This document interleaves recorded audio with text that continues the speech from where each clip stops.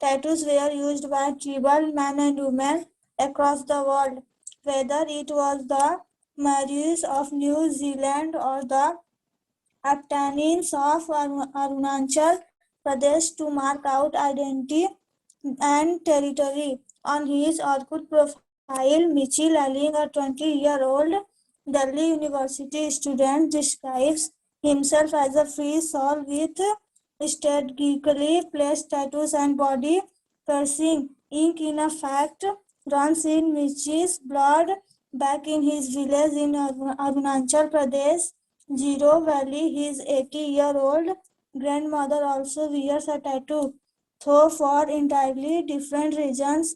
While body art is a fashion statement for Michi, his grandmother was forced to get her face tattooed when she was barely 8. Ma'am हो गया.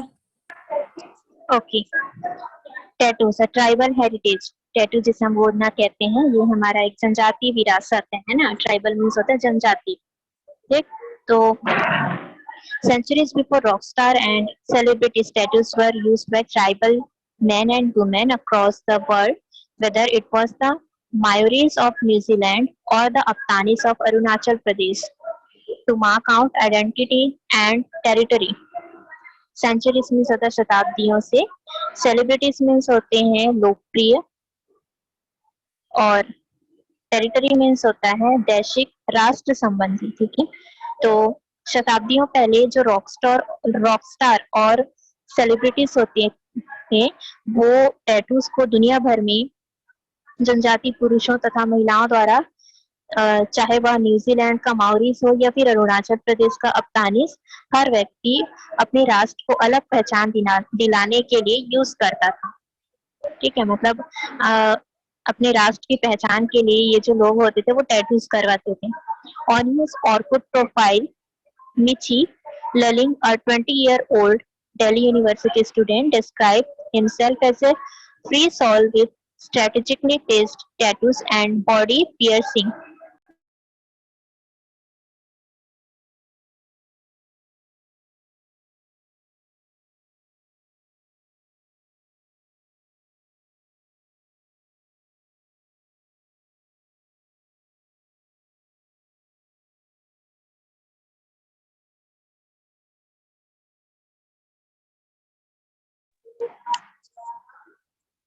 Orkut means होता है सामाजिक. Profile means आपको पता ही है, रूपरेखा जिसे हम कहते हैं. ठीक है, अपने ऑर्कुट सामाजिक रूपरेखा से मीची ललिंग, एक व्यक्ति का नाम था मीची ललिंग, एक 20 वर्षीय दिल्ली विश्वविद्यालय का छात्र, अपने आप को एक स्वतंत्र, साहसी, आत्मा उद्देश्यपूर्ण, स्थापित बोधना और शरीर भेदन के साथ बताया है.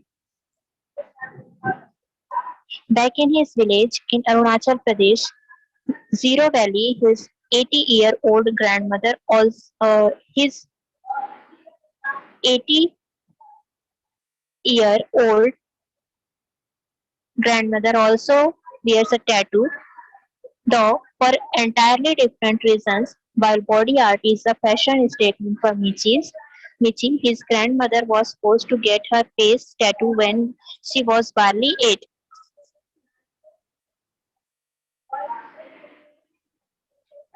जीरो वैली मीन्स होता है शिफर या फिर शून्य घाटी.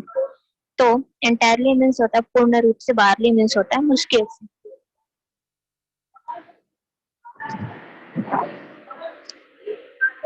इंक, जिसे हम स्याही कहते हैं, निश्चित रूप से मीची के खून में दौड़ती है.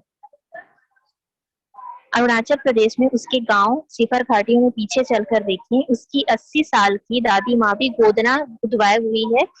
यद्यपि अंदरूनी कारण कुछ और हो सकता है, कुछ और कारण हो सकता है उसके शरीर में गुदना गुदवाने का, जबकि शरीर पर जो आर्ट है मीची के लिए एक सौंदर्य प्रसाधन है, एक फैशन का कारण है. उसकी दादी माँ को उसके चेहरे पर गोदना के लिए विवश किया गया था जब वह मुश्किल से 8 साल की थी. पहले के लोग यही करते थे कि जब बहुत छोटे छोटे होते थे तभी उनको गोदना करवा दिया जाता था. तो उनकी दादी माँ जो थी, मीची की जो दादी माँ थी, वो जब 8 साल की थी तो उनको अपने चेहरे पर गोदना करवाने के लिए मजबूर किया गया था. Centuries before it became an accessory for rock star and celebrities, Arunachal Pradesh, Aptani tribe to which Michi belongs, was tattooing its women folk to make them unattractive to rival tribes in neighboring districts who might otherwise abduct their British women.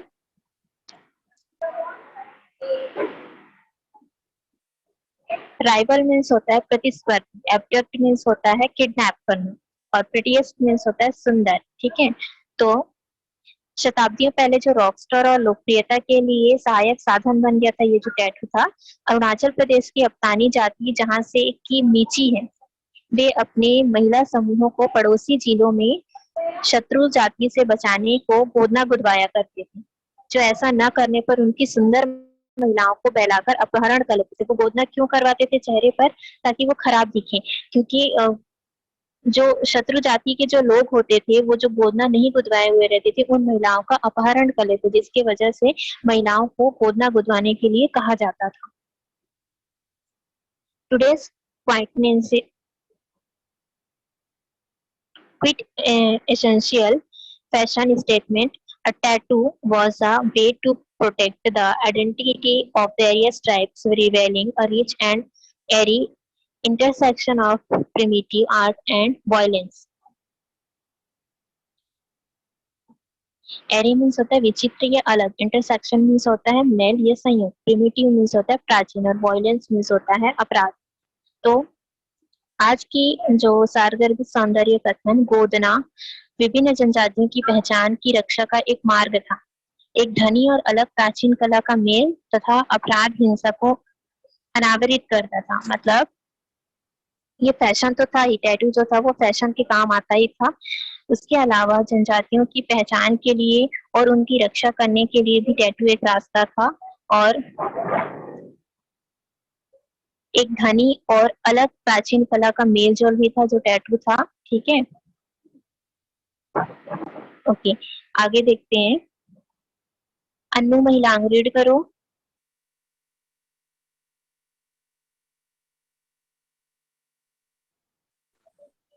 Yes, ma'am. Ritu, अर्पितानी women हाँ read कीजिए, read करो were जल्दी। often attracting by the neighborhood tribes meant for their beauty, so to make themselves look unactivity, they authoritated their face and who were used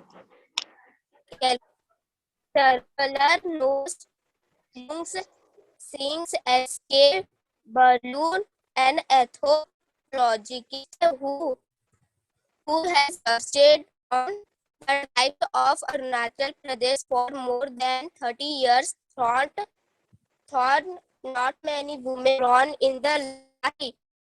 These said have chosen to get their face inked.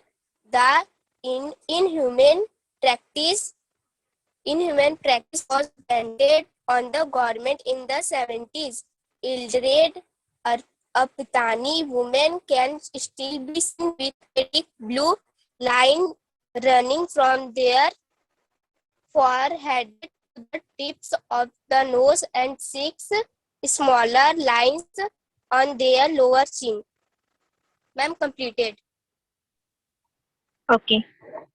Aptani women were often abducted by the neighboring Nishi tribesmen for their beauty, so to make themselves look unattractive, they tattooed their faces and wore huge circular nose plug, says S.K. Barua, an anthropologist who has researched on the tribes of Arunachal Pradesh for more than 30 years. Unattractive means होता है अनाकर्षक, मतलब बदसूरत दिखना, है ना, अच्छा नहीं दिखना। वोर मीन्स होता है पहनना, ह्यूज मीन्स होता है बड़ा, और एंथ्रोपोलॉजिस्ट मीन्स होता है मानव विज्ञानी, रिसर्च मीन्स होता है खोज करना। अफगानी महिलाएं प्रायः पड़ोसी निसी जनजाति व्यक्तियों द्वारा उनकी सुंदरता के कारण अपहरण कर ली जाती थी। जो अफगानी प्रजाति की महिलाएं थी वो निशी जनजाति के व्यक्तियों के द्वारा अपहरण कर ली जाती थी। क्यों? क्योंकि उस जनजाति की जो महिलाएं होती थी वो बहुत सुंदर होती थी, इसलिए अपने आप को अनअट्रैक्टिव बनाने के लिए, बदसूरत बनाने के लिए वे अपने चेहरे पर गोदना गुदवाते थे। और नाक को घेरते हुए एक बड़े बड़े बाला पहनते थे।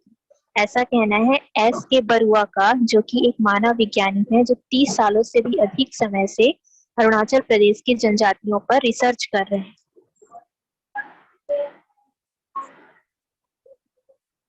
पिछले 3 दशकों में पैदा हुई बहुत सी महिलाओं ने अपने चेहरे पर स्याही नहीं लगाने का निश्चय किया है। 70 के दशक से सरकार द्वारा यह अमानवीय क्रिया प्रतिबंधित थी। मतलब ये जो चेहरे पर गोदना गुदवाने का जो काम था वो सरकार के द्वारा बंद कर दिया गया था।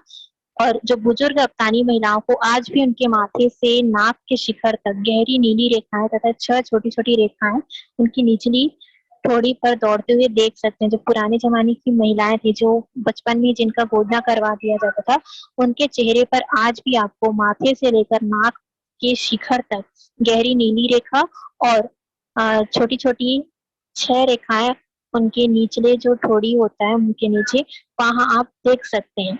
अफगानी गोदना करवाने की जो प्रोसेस होती है वो बहुत ही दर्दकारक मसला हुआ करता था।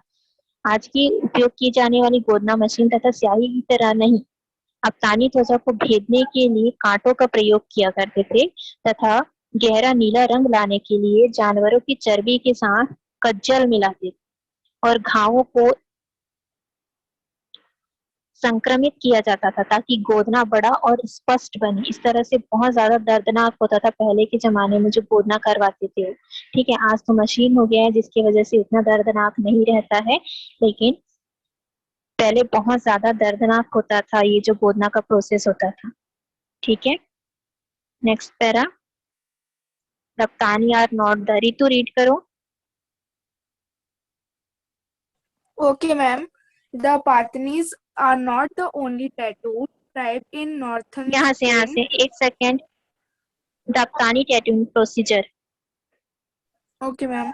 The Patani tattooing procedure used to be a very painful affair, unlike the state-of-the-art tattoo guns and ink used today. The Apatanis used thorns to cut the skin and soot mixed in animal fat for the dark blue color.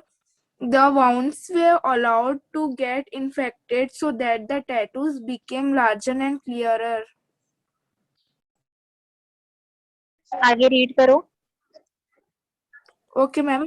The Patnis are not the only tattoo tribe in eastern India. The head hunting Konyaks of Nagaland used to tattoo their faces like headhunters from the Philippines, Taiwan, and other Pacific islands. Facial tattoos were marks of the head taker. The various designs indicating the person's prowess in battle and his head count. Right, Aditya Arya and Vibha Joshi in their book Land of the Nagas. Researchers also say that tattoos helped establish tribal identity besides enabling recognition after death in a war or a fatal accident. Facial tattooing was prevalent among Noks and Bunches of Arunachal as well. Okay, the Kanis are not the only tattooed tribe in northeastern India. The head-hunting Konyaks of Nagaland used to tattoo their faces like headhunters from the Philippines, Taiwan, and other Pacific islands. Ma'am paragraph छूट गया। वो paragraph मैंने explain कर दिया है, मैंने उस paragraph को रीड नहीं किया था, मैंने डायरेक्ट उसको एक्सप्लेन किया है। ठीक है, नॉर्थ ईस्टर्न मीन्स होता है पूर्वोत्तर, एशियल मीन्स होता है मुंह पर, मुखी। तो पूर्वोत्तर भारत में केवल अफगानी ही गोदना वाली जनजाति नहीं है। नागालैंड के हेड हंटिंग, सिर का शिकार करने वाले, हेड हंटर मीन्स होते हैं सिर का शिकार करने वाले। ठीक है, तो हेड हंटिंग सिर का शिकार करने वाले कोन्याक अपने चेहरे पर गोदना गुदवाया करते थे, जैसे कि फिलीपींस, ताइवान और अन्य शांत द्वीपों से हेड हंटर्स जो होते थे वो अपने चेहरे पर हेड हंटर्स वाला गोदना करवाते थे। Facial tattoos were marks of the head taker. The various design indicating the person's prowess in battle and his head count, write Aditya Arya and Vibha Joshi in their book Land of the Nagas. Establish means होता है स्थापित करना. तो सौंदर्य युक्त गोदनाएं head taker की पहचान थी.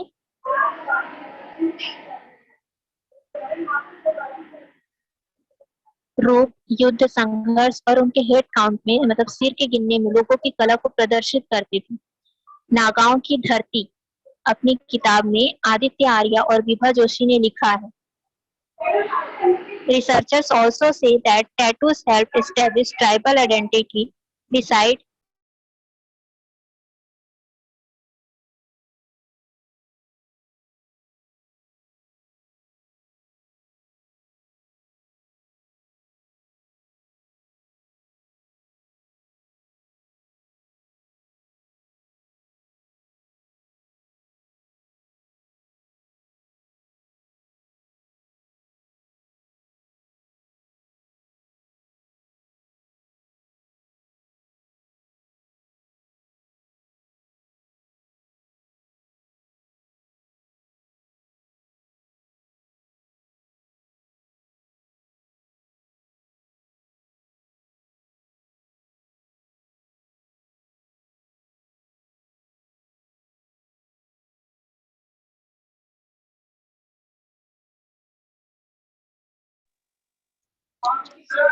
researchers also say that tattoo help establish tribal identity beside enabling to recognize after death in a war or a fatal accident.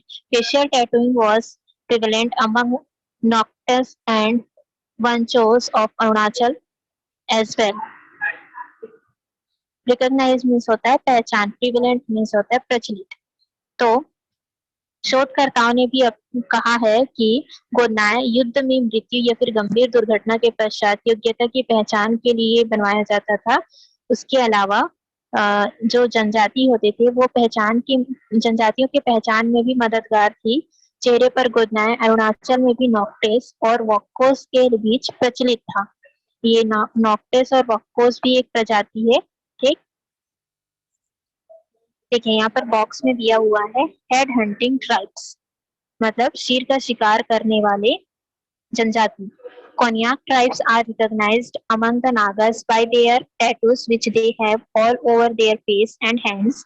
The facial tattoos were earned for taking their enemy's head. The head were brought as trophies to hang in the morong, a communal house. तो कोनियाक जनजाति नागाओं के बीच अपने गोदनाओं से पहचाने जाते हैं जो कि वे अपने पूरे चेहरे और हाथों पर बनवाते हैं, गोदनाएं करवाते हैं. मुंह पर तो गोदना करवाते ही हैं. मुखी गोदनाएं आमदनी प्राप्त करते थे और उनके शत्रुओं के सिर लाने के लिए पहचान करते थे. सिरों को मोरॉग जातिगत सामुदायिक घर में लटकाने के लिए ट्रॉफियों के रूप में लाए जाते थे. जब सिर को काट दिया जाते थे, ये जो हेड हंटिंग ट्राइब्स होते थे वो अपने शत्रुओं के सर को काटते थे और उन्हें लाकर अपने घरों में ट्रॉफियों के रूप में लटका कर रखते थे. मोरॉग होता था जहां वो उन सिर को लटका कर रखते थे.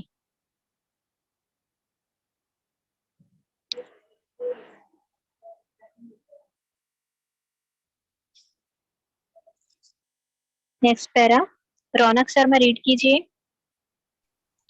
The married women of Singapore tribe found both in Assam and Arunachal wear tattoo on both legs from the ankle to the knee, while the men tattooed their lamb, while unmarried Singapore girls were barred for wearing a tattoo.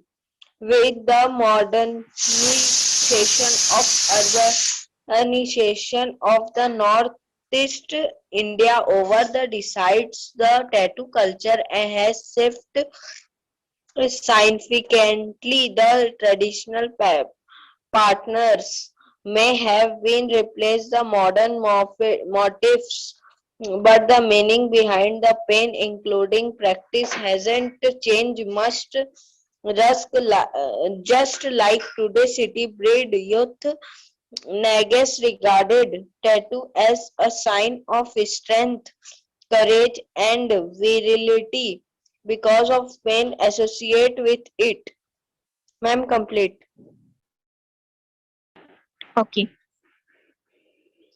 The married women of the Singpo tribe, found both in Assam and Arunachal, were tattooed on both legs from the ankle to the knee, while the men tattooed their limbs, while unmarried Singpo girls were barred from wearing a tattoo.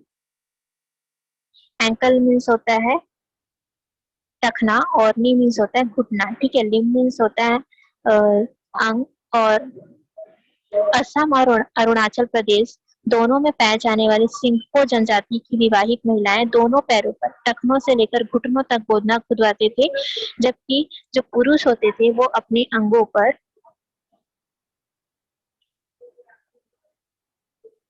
गोदना करवाते थे, और जो unmarried जो girl होती थी वो गोदना धारण करने से उनको गोदना धारण करने से वंचित कर दिया जाता था। With the modernizations and urbanization of Northeast India over the decades, the tattoo culture has shifted.